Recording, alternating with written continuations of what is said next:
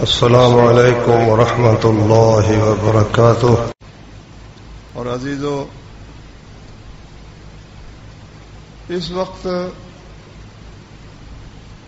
کفار کی کوشش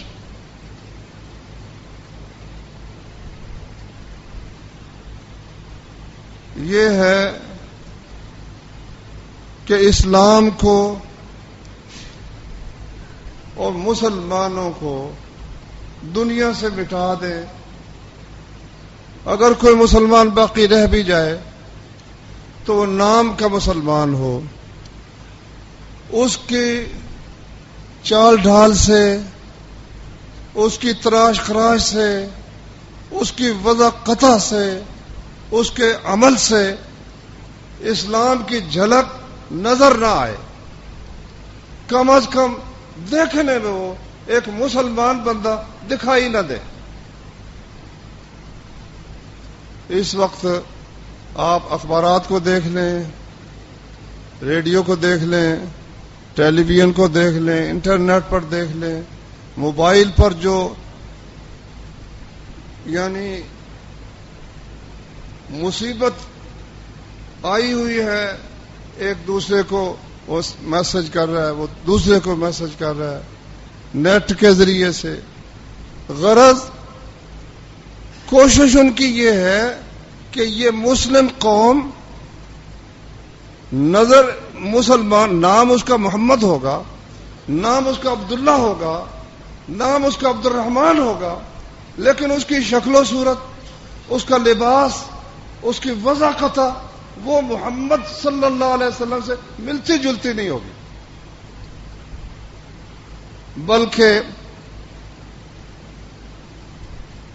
ایک دوسری بالکل اس کے مخالف تغییر خلق اللہ۔ اللہ نے جس طرح انسان کو پیدا کیا، اس کی فطرت میں جو حیا رکھی ہے اللہ وحدہ لا شریک نے، اس حیا کو ختم کرنے کی کوشش، اس وضع قطع کو تبدیل کرنے کی کوشش، یہ بھائیو دنیا بھر کے کفار وہ اپنی وضع قطع تو بدل ہی چکے تھے، اپنا لباس تو بدل ہی چکے تھے، اپنی شکل و صورت تو انہوں نے بگاڑ ہی لی تھی۔ اب وہ پوری کوشش کے ساتھ مسلمانوں کی افواج میں اور مسلمانوں کے مردوں میں، مسلمانوں کی عورتوں میں، مسلمانوں کے گھروں میں ان کی پوری کوشش ہے کہ وہ جو رسول کریم صلی اللہ علیہ وسلم کی شکل و صورت تھی، جو ابو بکر و عمر رضی اللہ عنہم کی شکل و صورت تھی، وہ لباس جو ہماری ماں عائشہ پہنتی تھی رضی اللہ عنہا، جو فاطمہ پہنتی تھی، جو خدیجہ ام سلمہ پہنتی تھی، عورتیں اس لباس سے آزاد ہو جائیں۔ یقین جانو کہ یہ آج کا ایجنڈا نہیں ہے، قرآن مجید نے ہمیں آگاہ فرما دیا ہے کہ ابتدا سے ہی جس دن دشمنی واقعہ ہوئی شیطان کے درمیان اور آدم علیہ السلام کے درمیان، اس وقت سے اس نے علل اعلان یہ دو باتیں کی تھیں۔ ایک تو یہ شرک والی کہ میں ان کو شرک پہ لگاؤں گا، اور ایک یہ بات کہ میں ان کی شکل بدل کے چھوڑوں گا، ان کی خلق اللہ جس طرح یا اللہ تو نے ان کو پیدا کیا نا، میں اس شکل پر ان کو نہیں رہنے دوں گا، اور یہ جو لباس پہنتے ہیں میں ان کو بے لباس کر کے چھوڑوں گا۔ اس کے لیے اس نے پھر اپنا ہر حربہ استعمال کیا، جس حد تک کامیاب ہوا وہ بھی اللہ تعالی نے بیان کر دیا، اور وہ بیان اس لیے فرمایا کہ ہمیں اس سے کچھ عبرت حاصل ہو۔ میں تھوڑی سی تفصیل کے ساتھ سورہ اعراف میں سے آدم علیہ السلام اور ابلیس کا قصہ قرآن مجید کی آیات سے بیان کرتا ہوں۔ اللہ نے فرمایا وَلَقَدْ خَلَقْنَاكُمْ، ہم نے تمہیں پیدا کیا، وَصَوَّرْنَاكُمْ، اور ہم نے تمہاری تصویر کشی کی، اور پھر تمہیں پیدا کرنے کے بعد ہم نے ابلیس سے کہا، فرشتوں سے کہا کہ آدم علیہ السلام کو سجدہ کرو، تو سب فرشتوں نے سجدہ کیا مگر ابلیس نے سجدہ نہیں کیا۔ لم یکن من الساجدین، وہ سجدہ کرنے والوں میں شامل نہ ہوا۔ اچھا، یہاں ایک سوال ہے، شاید آپ کو بھی کبھی پیش آیا ہو کہ حکم تو فرشتوں کو تھا نا، تو ابلیس تو قرآن کہتا ہے کان من الجن، وہ تو جنوں سے تھا، اس کو تو حکم تھا ہی نہیں۔ اچھا، پھر اس مشکل کو حل کرنے کے لیے لوگوں نے کئی اپنے پاس سے باتیں بنائی ہیں جن کا قرآن و حدیث میں کوئی ذکر نہیں ہے۔ کوئی تو کہتا ہے کہ تھا تو جن ہی، مگر عبادت کرتا کرتا وہ فرشتوں میں شامل ہو چکا تھا۔ کوئی تو یہ بات کہتا ہے، کوئی کچھ اور کہتا ہے، کوئی کچھ کہتا ہے، لیکن قرآن مجید نے بڑی صفائی کے ساتھ اس سوال کا جواب اس موقع پہ دیا ہے سورہ اعراف میں۔ دوسرے مقامات پر اس سوال کا واضح جواب نہیں ہے، یہاں اس کا واضح جواب ہے۔ اللہ نے فرمایا ما منعک اللہ تسجد اذ امرتک، ابلیس جب میں نے تجھے کہا تو کیوں سجدہ نہیں کرتا؟ اس سے کیا معلوم ہوا کہ فرشتوں کو بھی حکم تھا اور ابلیس کو بھی بطور خاص حکم تھا کہ تم نے بھی سجدہ کرنا ہے۔ ما منعک اللہ تسجد اذ امرتک، جب میں تجھے حکم دے رہا ہوں پھر تو سجدہ کیوں نہیں کرتا؟ اچھا، اس نے آگے سے کیا کہا؟ قال انا خیر منہ، کہتا میں اس سے بہتر ہوں، خلقتنی من نار وخلقتہ من طین، تو نے مجھے آگ سے پیدا کیا، اسے تو نے مٹی سے پیدا کیا۔ اب یہ ہے یعنی شروع سے جو غلطی چلی آئی ہے اس کا بنیادی سبب ایک تو تکبر ہے، میں بہتر ہوں، میں، جہاں میں آ جاتی ہے، جب اللہ کا حکم آ گیا پھر میں کیا ہوا، پھر میری حیثیت کیا ہوئی، مخلوق کی حیثیت کیا ہے خالق کے سامنے؟ کہتا میں بہتر ہوں اس سے۔ اور دوسری بات یہ کہ اس نے عقل سے کام لیا، اپنی عقل سے اللہ کے صریح حکم کے مقابلے میں۔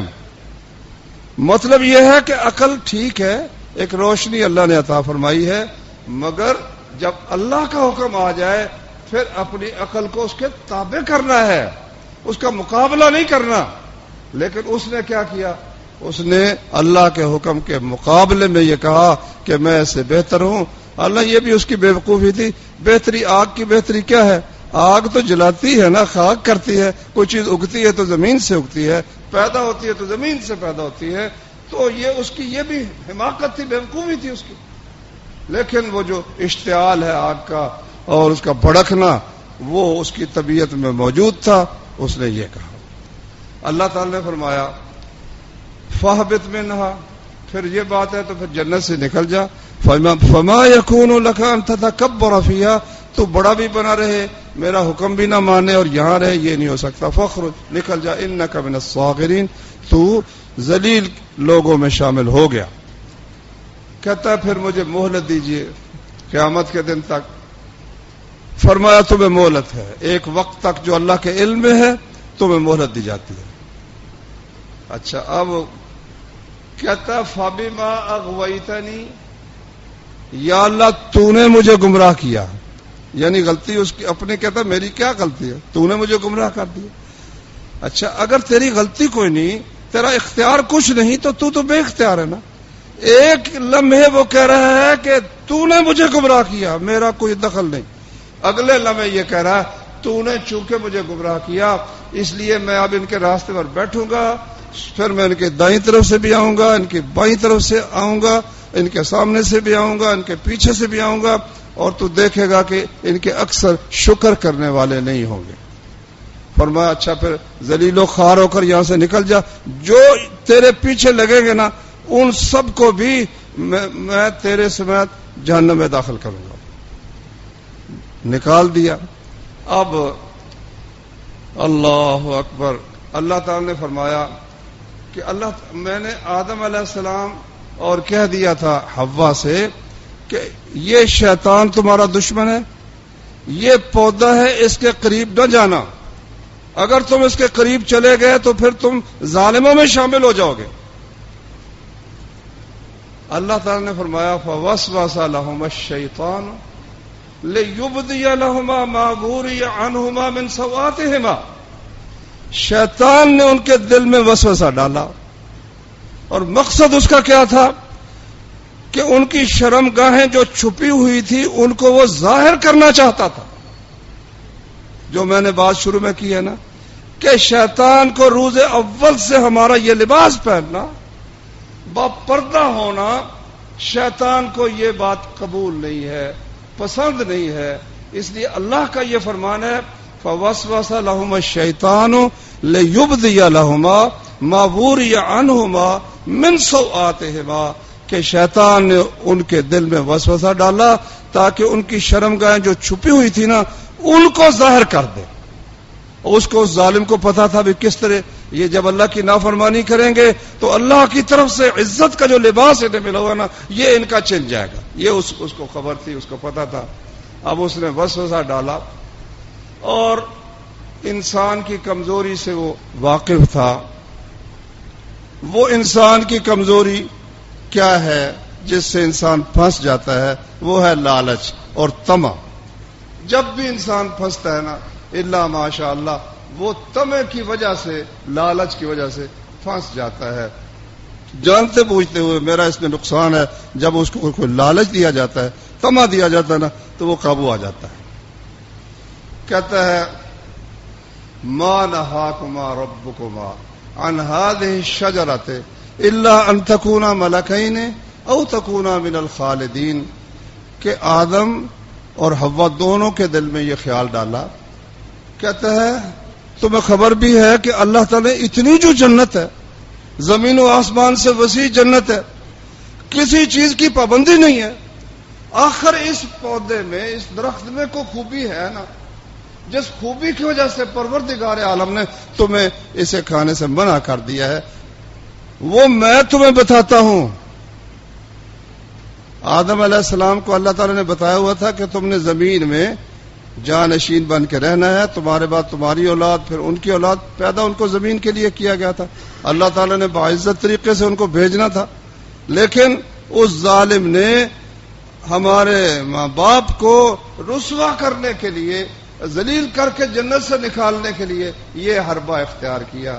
کہتا ہے کہ ما نہاکما ربکما عن هذه الشجرة، تمہارے رب نے تمہیں اس درخت سے منع کیا ہے تو صرف اس لیے کہ اس کو کھانے کی دیر ہے، تم فرشتے بن جاؤ گے اور یا ہمیشہ ہمیشہ زندہ رہو گے، اس جنت میں ہمیشہ ہمیشہ رہو گے.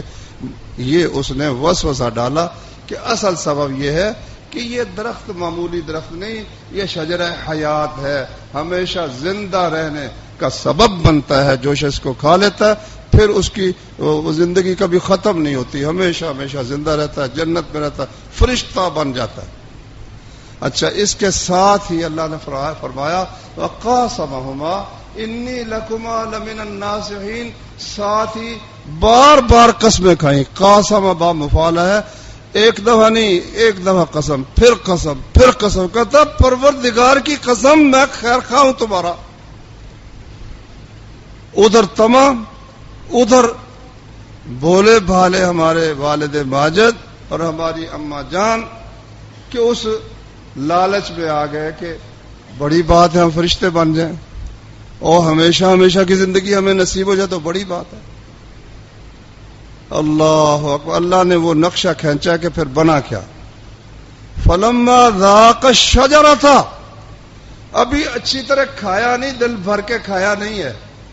فلما ذاق الشجرۃ، جب اس درخت کو چکھا نا، صرف چکھنے کی دیر تھی، بدت لہما سوآتہما، ان کے کپڑے اتر گئے، شرمگاہیں ان کی ظاہر ہو گئی، سب کچھ ان کا جو تھا نا بے پردہ ہو گیا، بے لباس ہو گیا. اچھا، فطرت دیکھو انسان کی فطرت کیا ہے. فطرت یہ ہے، اللہ نے فرمایا وَاتَّفِقَا يَخْصِفَانِ عَلَيْهِمَا مِنْ وَرَقِ الْجَنَّةِ، جب بے لباس ہوئے تو جنت کے پتے لے لے کر اپنا سطر ڈھانپنے لگ گئے.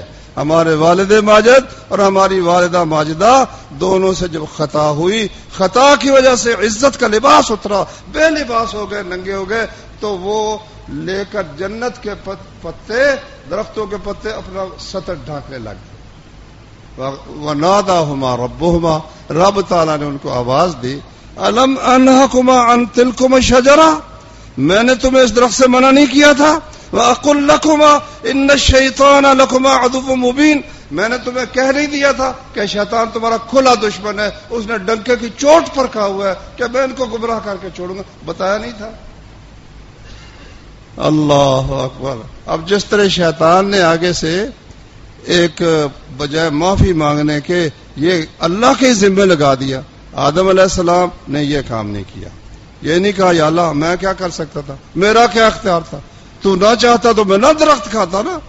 نہیں, کیا کہا, ربنا ظلمنا انفسنا وان لم تغفر لنا وترحمنا لنكونن من الخاسرین.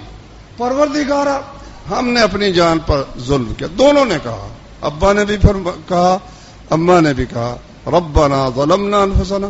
کئی لوگ کہتے ہیں جی انہوں نے وسیلہ پیش کیا تھا رسول کریم صلی اللہ علیہ وسلم کا. نام بھائیو یہ صاف ہی جھوٹ ہے محمد الرسول اللہ پر بھی اور اللہ تبارک و تعالیٰ پر بھی. قرآن کہتا ہے فتلقى آدم من ربہ کلمات. آدم نے اپنے رب سے چند کلمات سیکھ لیے. اللہ نے خود دعا سکھائی. ہمارے والد صاحب کو اللہ نے خود دعا سکھائی اور وہ دعا قرآن میں ذکر فرمائی. وہ ہمارے لیے بھی وہ نمونہ ہے, کمال دعا ہے. ربنا ظلمنا انفسنا, اے ہمارے رب ہم نے اپنی جانوں پر ظلم کیا. وَإِن لَّمْ تَغْفِرْ لَنَا, اگر تو نے ہمیں نہ بخشا, وَتَرْحَمْنَا, ہم پہ رحم نہ کیا, لَنَكُونَنَّ مِنَ الْخَاسِرِينَ, ہم خسارہ اٹھانے والوں میں شامل ہو جائیں گے. اللہ نے فرمایا قَالَ اهْبِطُوا مِنْهَا جَمِيعًا, اب ایک دفعہ تو جنت سے تمہیں نکلنا ہی پڑے گا. جنت سے نکلو, زمین پہ چلے جاؤ, وہاں تم رہو گے, وہاں تمہارا امتحان ہوگا. پھر چند چیزوں سے متنبع کیا خاص طور پر. فرمایا یا بنی آدم, زمین پر جب آ گئے آدم اور حوا علیہ السلام, اللہ نے آدم علیہ الصلوۃ والسلام کو جنت سے نکالتے وقت تاکید کیا فرمائی, یا بنی آدم, اے آدم کی اولاد, قد انزلنا علیکم لباسا, ہم نے تم پر لباس نازل کیا ہے. کیا مطلب, آسمان سے اس طرح اترا ہے؟ نہیں, زمین میں جو کچھ بھی ہے بارش آسمان سے اترتی ہے, وہ کپاس پیدا ہوتی ہے یا اون بنتی ہے یا ریشم بنتا ہے یا جو کچھ بھی ہے وہ آسمان سے ہی آتا ہے نا. اللہ نے فرمایا وَفِي السَّمَاءِ رِزْقُكُمْ, تمہیں جو کچھ ملتا ہے نا وہ آسمان سے ہی ملتا ہے. وَفِي السَّمَاءِ رِزْقُكُمْ وَمَا تُوعَدُونَ, تمہارا رزق وہ آسمان کی طرف سے آتا ہے. فرمایا ہم نے تم پر لباس اتارا, مقصد اس کے دو ہیں, یواری سوآتکم, ایک تو وہ تمہاری پردہ پوشی کرتا ہے, تمہاری شرمگاہوں کو چھپاتا ہے, وریشا, اور دوسرا مقصد زینت ہے, تمہارے لیے خوبصورتی کا باعث ہے. ساتھ ہی فرمایا یا بنی ولباس التقوی ذالک خیر, تقوی کا لباس زیادہ بہتر ہے, جس سے اللہ کا خوف ظاہر ہو رہا ہو کہ یہ بندہ اللہ سے ڈرتا ہے, وہ بہت بہتر ہے. ساتھ فرمایا یا بنی آدم لا یفتننکم الشیطان, اے آدم کی اولاد دیکھنا تمہیں شیطان فتنے میں مبتلا نہ کر دے, کما اخرج ابویکم من الجنہ, جیسا کہ اس نے تمہارے ماں باپ کو جنت سے نکال دیا, ینزع عنہما لباسہما لیریہما سوآتہما, وہ ان کا لباس اترواتا تھا تاکہ ان کی شرمگاہیں ننگی کر دے. دیکھنا تم اس طرح اپنے لباس اتار کر بے لباس نہ ہو جانا, شیطان کے کہے میں نہ آنا. اللہ نے اس وقت سے یہ تاکید فرمائی اور اپنے پیغمبروں کے ذریعے لوگوں کو بتاتے رہے اللہ تبارک و تعالیٰ, اور نبی کریم صلی اللہ علیہ وسلم کی معرفت ہمیں بھی بتا دیا کہ دیکھنا شیطان کے جھانسے میں نہ آنا, بے لباس نہ ہو جانا, اپنی شرمگاہوں کو ظاہر نہ کرنا. یہ اللہ وحدہ لا شریک کی ہمارے لیے تاکید ہے. اچھا, یہ آیات ہے سورہ اعراف کی. اب ایک اور مقام آپ دیکھیں, وہ ہے 5ویں پارے میں سورۃ النساء کے اندر. اللہ نے فرمایا, یہ جو میں نے شروع میں آیات پڑھی ہیں, اللہ نے فرمایا بے شک اللہ نہیں بخشے گا کہ اس کے ساتھ شریک بنایا جائے, کسی کو شریک ٹھہرایا جائے, اور اس کے سوا بخش دے گا جسے چاہے گا.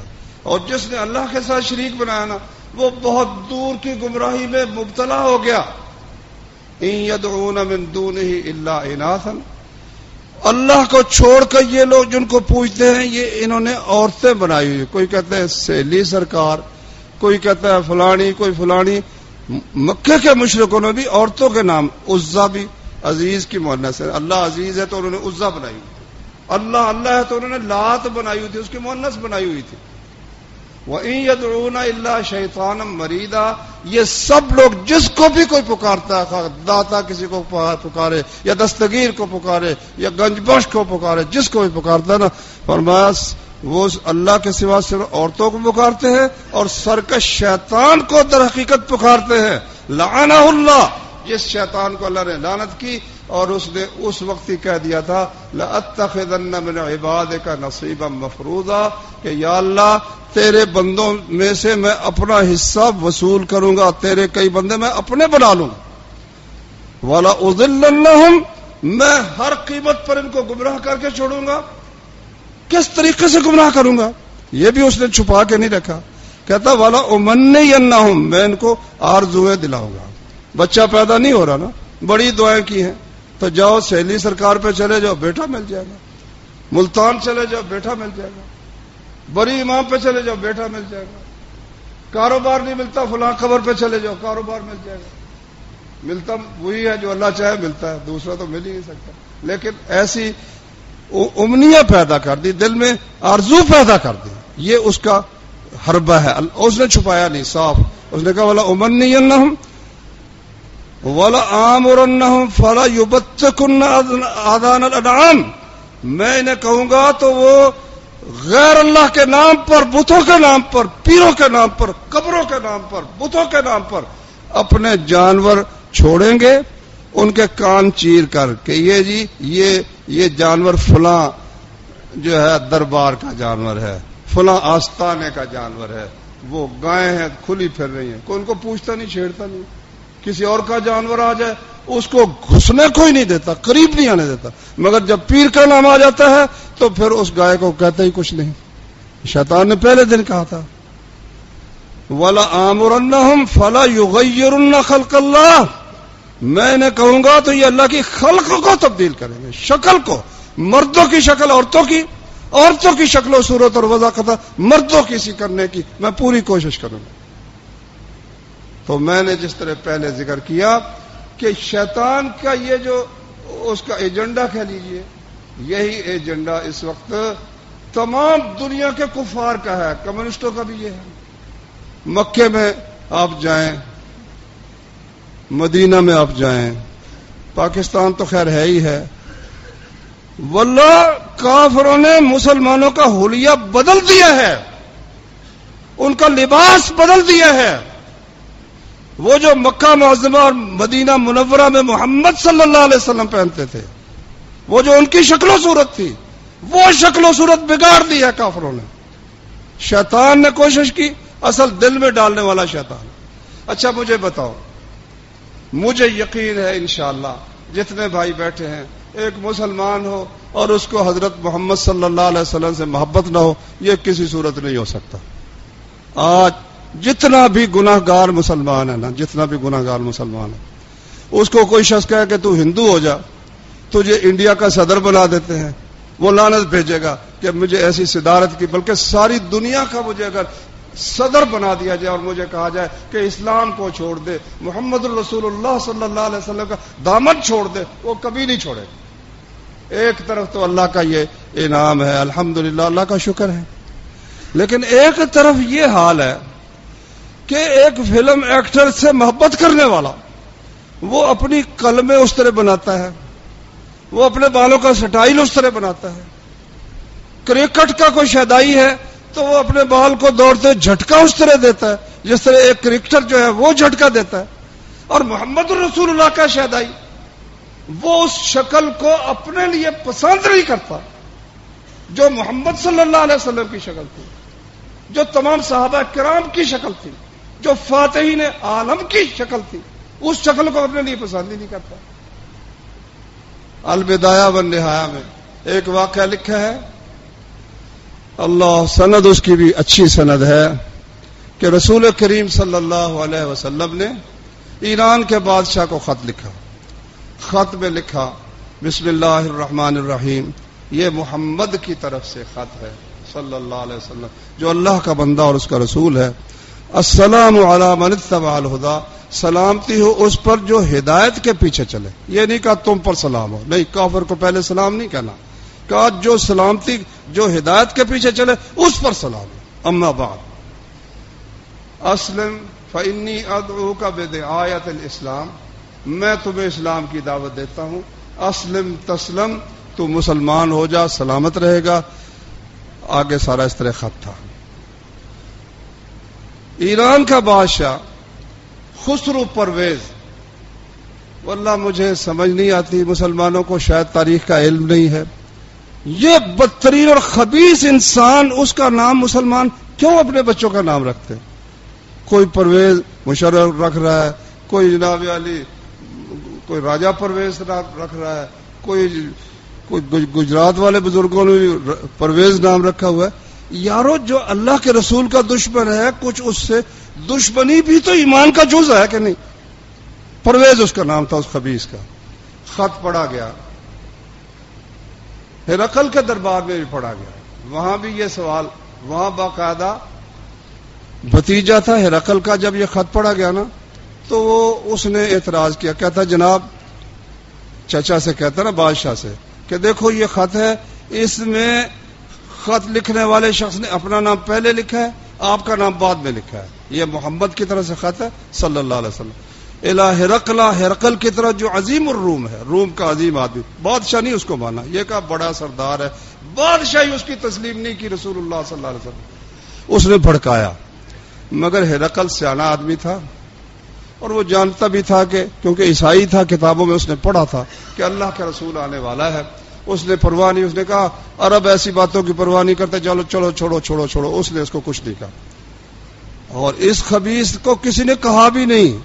جو ہی خط پڑھا گیا، یہ محمد کی طرف سے خط ہے، ہاں جی، کسرا کی طرف، کسرا لفظ جو ہے نا عربی میں یہ خسرو سے بنا ہے، خسرو پرویز سے کسرا بنا ہے، تو یہ کسرا کی طرف ہے۔ لو جی وہ بھڑک اٹھا، کہتا ہے میری رعایا ہو کر اپنا نام پہلے لکھ دیا۔ اس نے خط چاک کر دیا، غصے سے خط پھاڑ دیا، اور ساتھ ہی یمن میں اپنے گورنر بازان کو لکھا کہ اس شخص کی تحقیق کرو، کہاں رہتا ہے یہ بندہ، کیا اس کا حدود اربع ہے، اور ساری تحقیق کر کے مجھے اطلاع دو۔ اس نے 2 آدمی بھیجے یمن سے اپنی حکومت سے کہ جاؤ جا کے پتہ کرو یہ محمد صلی اللہ علیہ وسلم کون ہے۔ وہ گئے، نبی صلی اللہ علیہ وسلم مہمان نواز تو آپ سے بڑا تھا ہی کوئی نہیں۔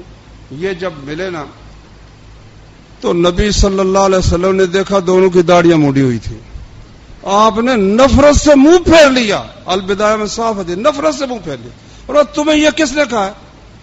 کہتے ہیں ہمیں تو ہمارے رب نے کہا ہے، نبی صلی اللہ علیہ وسلم ہے، لیکن میرے رب نے مجھے حکم دیا ہے کہ میں اپنی داڑھی بڑھاؤں، میرے رب نے مجھے یہ حکم دیا ہے، رسول اللہ صلی اللہ علیہ وسلم نے فرمایا۔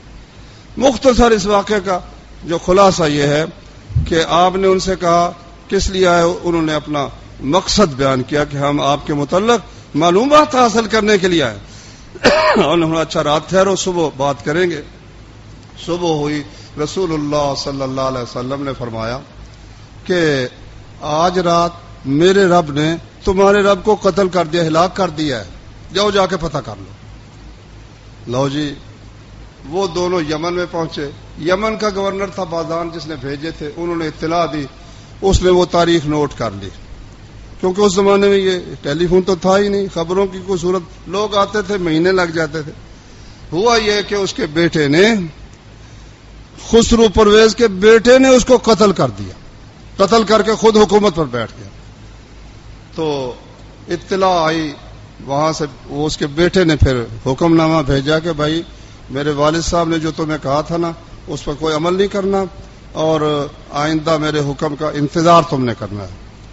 بالکل وہ تاریخ جو تھی نا جس رات رسول اللہ صلی اللہ علیہ وسلم نے ہوا، اسی دن وہ خبیث قتل ہوا، اور اس کا نتیجہ یہ ہوا کہ یمن پورے کا پورا، بازان صرف اتنی بات پر مسلمان ہو گیا، مسلمانوں کو لشکر بھیجنے کی، فوج کشی کی ضرورت ہی اللہ کے فضل سے نہیں پڑی۔ میرا اس واقعے کو بیان کرنے کا مقصد یہ ہے کہ یہ کفار اللہ کی بنائی ہوئی شکل کو بدلتے ہیں۔ اللہ نے ایمان والوں کو داڑھی کی نعمت عطا فرمائی، مردوں کو، عورتوں کے لیے داڑھی نہیں ہے۔ صحیح بخاری میں حدیث ہے، رسول اللہ صلی اللہ علیہ وسلم لعن اللہ المتشبہین من الرجال بالنساء، وہ مرد جو عورتوں کے مشابہت اختیار کرتے ہیں نا ان پر اللہ کی لعنت ہے۔ اور وہ عورتیں جو مردوں کی مشابہت اختیار کرتی ہیں ان پر بھی اللہ کی لعنت ہے. وہ کون ہے؟ وہ مردوں کی مشابہت کیا ہے بھائی جان؟ مردوں کی مشابہت آپ دیکھیں، اللہ کا حکم ہے مرد کی شلوار اور چادر ٹخنوں سے اونچی ہونی چاہیے، عورت کا سارا جسم ڈھکا ہوا ہونا چاہیے. فرمایا اے نبی، اے ایمان والو، اے نبی کہہ دے قل للمؤمنات، مومن عورتوں سے کہو اپنی نگاہیں نیچی رکھیں، اپنی شرمگاہوں کی حفاظت کریں، اپنے سینوں پر اپنا دوپٹہ اوڑھ کے رکھیں، اپنی زینت ظاہر نہ کریں مگر جو خود بخود ظاہر ہو جاتی ہے. کپڑے تو دکھائی دیتے ہیں نا، باقی جو ان کی زینت ہے، چہرہ ہے، ہاتھ ہے، وہ ظاہر نہ کریں مگر اپنے خامدوں کے لیے یا اپنے خامدوں کے بیٹوں کے لیے یا اپنے باپوں کے لیے یا اپنے بیٹوں کے لیے یا اپنے بھائیوں کے لیے یا بھتیجوں کے لیے یا بھانجوں کے لیے یا اپنی عورتوں کے لیے، اپنی عورتوں کے لیے، اجنبی عورتوں کے لیے نہیں، اپنی عورتوں کے لیے یا اپنے غلاموں کے لیے یا وہ لڑکے جو ابھی تک ان کو سمجھ نہیں عورتوں کے معاملات کی، ان کے لیے وہ اپنا چہرہ دکھا سکتے ہیں، باقی اپنے چہرے کو چھپا کے رکھیں. یہ اللہ تعالیٰ نے، اور یہاں تک فرمایا ولا یضربن بارجلہن، یا ایسے مرد خدمت کرنے والے جن کو شہوت ہے ہی نہیں، اس کی طرح ان کی توجہ ہی نہیں ہے نا، ان سے پردہ وہ اتار سکتے ہیں. اور ساتھ فرمایا کہ اپنے پاؤں زور کے ساتھ زمین پر نہ ماریں تاکہ ان کی پازیب سے جو زینت چھپی ہوئی ہے وہ اس کی آواز غیر مرد کے کان میں پڑے. اگر نماز پڑھ رہی ہے نا، امام صاحب نماز پڑھا رہے ہیں، غلطی ہوتی ہے، مقتدی کیا کہے گا؟ مرد سبحان اللہ کہے گا، عورت سبحان اللہ نہیں کہے گی. وہ کیا کرے گی؟ وہ تالی بجائے گی. نماز کی حالت میں اس کی آواز وہ مردوں کی طرف نہیں جائے گی. اللہ تعالیٰ نے رسول اللہ صلی اللہ علیہ وسلم نے تعلیم دی ہے.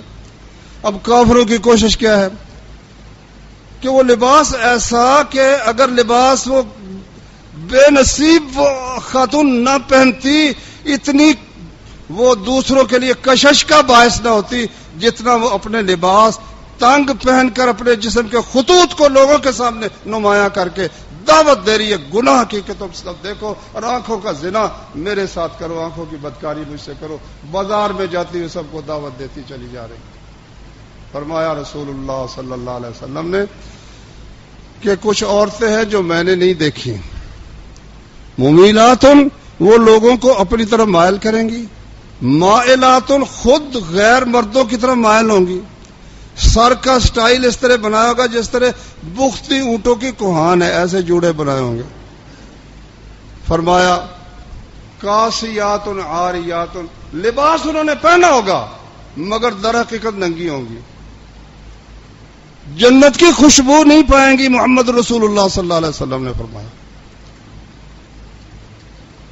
مسلمان ملکوں میں چلے جاؤ، میں نے جو آپ سے بات کی ہے، جب ہمیں محبت ہے اللہ کے رسول صلی اللہ علیہ وسلم، حکم ان کا ہے کہ خالف المجوس، مجوسیوں کی مخالفت کرو، اپنی داڑھیوں کو بڑھاؤ، اپنی مونچھوں کو کاٹو، یہ ان کا حکم ہے. اور یہ حکم ہے کہ عورتیں جو ہے یا ایھا النبی، اے نبی کہہ دے اپنی بیویوں کو، اپنی بیٹیوں کو اور ایمان والوں کی عورتوں کو کہہ دے. سورہ احزاب میں فرمایا کہ اپنی چادریں کچھ نیچی رکھیں، چادریں نیچی رکھیں، چادریں جھکا کے رکھیں، پردہ کریں. ذالک ادنی ان یعرفن فلا یؤذین، یہ بہت قریب ہے کہ ان کی پہچان ہو جائے گی، پھر ان کو کوئی تکلیف نہیں دے گا. یہ بھی سمجھنے کی بات ہے. اللہ فرما رہے ہیں اور مومن عورتوں سے کہو، اپنی بیٹیوں سے کہو، اپنی بیویوں سے کہو پردہ کریں، اس سے ان کی پہچان ہو جائے گی، پھر ان کو کوئی تنگ نہیں کرے گا. اچھا جب پردہ کرے پھر تو پہچان رہتی نہیں، جب چہرہ ہی نظر نہیں آ رہا پہچان کیا ہونی ہے؟ مطلب اس کا یہ ہے کہ اگر انہوں نے یہ لباس پہنا ہوا پردے والا، پہچان ہو جائے گی یہ شریف زادی ہے، یہ بازار کا مال نہیں ہے، یہ اپنی عزت فروخت کرنے والی نہیں، لوگوں کو دعوت گناہ دینے والی نہیں ہے، یہ باعزت اور شریف عورت ہے. کسی کو لالچ ہی پیدا نہیں ہوگا، جرت ہی پیدا نہیں ہوگی. عورت کی طرف سے کچھ نرمی کا مظاہرہ ہوتا ہے تو دوسرا شخص جرت کرتا ہے. اگر یہاں سے جرت نہ ہو اشارہ نہ ملے مرد کبھی جرأت نہیں کرتا، الا یہ کہ کوئی ایک آدھ ڈاکے کی صورت ہو، وہ الگ بات ہے، ورنہ یہ جتنے بدکاری کے معاملات ہیں، عشق محبت کے معاملات ہیں، اغوا کے واقعات ہیں، اگر کوئی خاتون، کوئی نوجوان لڑکی دوسری کو موقع، بھائی تجھے اگر اس نے فون کیا ہے، بات شروع کی ہے، تو کیوں سنتی ہے؟ اگر میسج ہے تو کیوں پڑھتی ہے؟ اس کا جواب کیوں دیتی ہے؟ تجھے کس نے کہا تو جواب دے؟ جب تو موقع دے گی پھر تو شکار میں پھنس جائے گی، شیطان کی طرح تجھے وہ سبز باغ دکھائے گا، بہت سہانی باتیں کرے گا، اور پھر جس طرح سے انسان استنجے کا ڈیلا استعمال کر کے پھینک دیتا ہے، اسی طرح سے یہ محبت کے دعوے دار کتنی ہی بیچاری بھولی پالی معصوم لڑکیوں کو اس طرح ورگلا کر آخر ذلیل و خوار کر کے کوئی قتل ہو جاتی ہے۔ اخبار میں میں نے پڑھا کتنے ہزار لڑکیاں اس سال انٹرنیٹ کی وجہ سے وہ اس طرح ان کی شادی ہوئی یا اغوا ہوئی، ان میں سے تقریباً 400 یا کتنی لڑکیاں قتل ہوئی اس انٹرنیٹ کی وجہ سے۔ اگر تم اپنی تصویر ہی نہیں بھیجتی، اگر اپنی شکل غیر کے سامنے ظاہر ہی نہیں کرتی، اچھا لڑکیوں کے لباس ایسے بنائے ہیں پتلے، اول تو یہاں نا یہ موڈے سے نیچے ویسے ہی کپڑا کو نہیں، یہ حصہ دکھاتی ہیں بچیاں، یہ حضرت عائشہ کا طریقہ ہے بھائی، یہ فاطمہ کا طریقہ ہے رضی اللہ تعالی عنہ، ہماری ماؤں کا یہ طریقہ ہے؟ یہ طریقہ تو نہیں۔ والد صاحب بھی دیکھ رہے، بھائی بھی دیکھ رہے، واللہ میں نے کئی داڑھی والے دیکھے، بڑی بڑی داڑھی ہے، پیچھے اس نے بٹھایا بے پردہ، اس کی بیوی ہے، بیٹی ہے، بے پردہ بٹھا کے اس کو کالج میں چھوڑنے کے لیے جا رہا ہے۔ کیا غیرت ہے مسلمانوں کی بھائی؟ اس لیے شیطان کا مقابلہ کرنا بھائی جان، جس طرح میں نے شروع میں ذکر کیا، یہاں یہ نہیں، مکہ میں نے دیکھا شیطان نے اور کفار نے محنت کر کر کے مسلمانوں کا حلیہ بھی بدل دیا ہے، داڑیاں مونڈی ہوئی، کسی نے رکھی ہے تو وہ عجیب، یہاں تھوڑی سی رکھ لی جیسے مکھی بیٹھی ہوئی ہے، یا تھوڑی سی مشین پھری ہوئی ہے۔ وہ جو رسول اللہ کی داڑھی تھی، وہ جو اصحاب کرام کی داڑھی تھی، 1 لاکھ سے زیادہ سب پیغمبروں کی داڑھی تھی۔ میرا ایک دوست ہے، دوست کیا بزرگ ہی، اب تو وہ کافی بوڑھے ہو گئے، ایئر فورس میں وہ پاکستان سے پہلے رہے ہیں، کہتے ہیں ایک دفعہ نا اس نے داڑھی کو مذاق کیا، ایک انگریز افسر نے، کہتا ہے میں نے اس سے کہا کہ یہ تم داڑھی کو مذاق کر رہے ہو نا، یہ نہ سمجھنا کہ صرف مسلمانوں کو کر رہے ہو، یہ مسیح علیہ السلام کو بھی مذاق ہے، یہ موسیٰ علیہ السلام کو بھی مذاق ہے، جناب ابراہیم علیہ السلام کو بھی مذاق ہے، ہمارے والد ماجد آدم علیہ السلام کو بھی مذاق ہے۔ یار سارے پیغمبروں کی شکل ہمارے لیے قابل نفرت ہو گئی، اور ہندوؤں کی شکل اور مجوسیوں کی شکل اور عیسائیوں کی شکل جو اپنے پیغمبر سے بھی برگشتہ ہو چکے ہیں، اس کے مخالف ہو چکے ہیں، ان کی شکل ہمیں پسند ہے۔ یہ کیا طریقہ کار ہے؟ سب سے پہلا تاثر جو قائم ہوتا ہے کہ یہ کس قوم کا آدمی ہے، وہ اس کی شکل کو دیکھ کر ہوتا ہے، اس کے لباس کو دیکھ کر ہوتا ہے۔ عورت کا پتہ چلتا ہے یہ خاتون یہ عزت والی ہے، یا اپنی عزت کی سے پرواہ نہیں ہے، وہ اس کے چال ڈھال سے، وہ میک اپ کر کے بازار میں پھر رہی، خاوند صاحب اس کو لیے پھر رہے، مسلمان عورت ہے، مسلمان بچی ہے، کیا مسلمانی ہے اس کی بھائی جان؟ اس لیے اللہ تعالیٰ نے ہمیں موقع دیا اپنے گھر میں آنے کا، اللہ کا شکر ہے بے حساب۔ اللہ جاؤ بازار میں بیٹھے ہوئے کتنے کلمہ پڑھنے والے ہیں، ان کو توفیق ہی نہیں، اللہ کے گھر میں آنے کی اجازت نہیں انہیں ملی اللہ کی طرف سے۔ جب اللہ نے ہمیں چن لیا اپنے گھر میں آنے کے لیے، اپنے سامنے جھکنے کے لیے، اپنے سامنے سجدہ کرنے کے لیے، اپنے سامنے نماز پڑھنے کے لیے، روزہ رکھنے کے لیے، تو پھر ہمیں چاہیے کہ ادخلوا فی السلم کافۃ، پورے اسلام میں داخل ہونا، پوری فرمانبرداری، یہ نہیں کہ کچھ کر لیا اور کچھ جہاں دل چاہتا ہے اتنا مان لیا اور جہاں دل نہیں چاہتا اس کو تسلیم نہ کیا۔ یہ بھائیوں مسلمانوں کا طریقہ نہیں ہے۔ اللہ تعالیٰ سمجھنے کی، عمل کرنے کی توفیق عطا فرمائے۔